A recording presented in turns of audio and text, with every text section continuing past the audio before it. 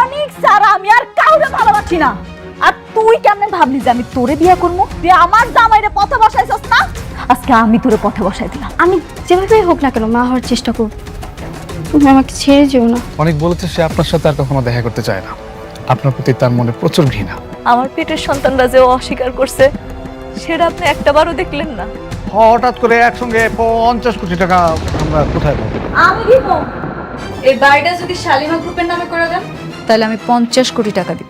আমি রাতুলের কাছ থেকে অনেকের সব সম্পত্তি উদ্ধার করছি। আমি আজকে রাতে গরিবদের কিছু খাবার দিতে চাই। তুমি কি আমার সঙ্গে যাবে? ঠিক আছে। তোর এত বড় সাহস, তুই আমার অফিসে এসে বড় গলায় কথা কস আবার? আরে ভাবি, আপনি না সবসময় ধৈর্যের পরীক্ষা নেন, যদিও বা আমার ধৈর্য না অনেক বড়। আজকে কোনোভাবেই আমি কন্ট্রোল করতে পারতেছি না। কি করি। আচ্ছা, মেন বিষয় আসি, তাই না? এই আলতাশ ভাই, আপনি দাঁড়িয়েছেন কেন? বলেন।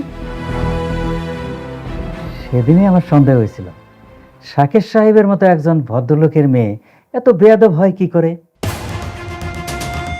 আসলে বস্তির থেকে আসা মেয়ে তো এরকম তো হবেই। আলতাফ সাহেব, আপনি কিন্তু আপনার সীমা ছাড়িয়ে যাচ্ছেন।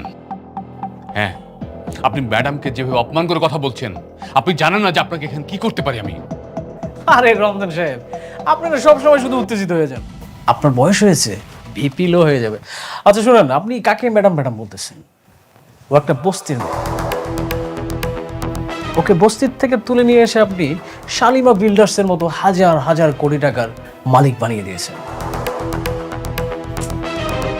আপনি কিন্তু কাজটা মোটেও ঠিক করেন নাই। Very bad. মানে? ও মানে বুঝতে পারছেন না?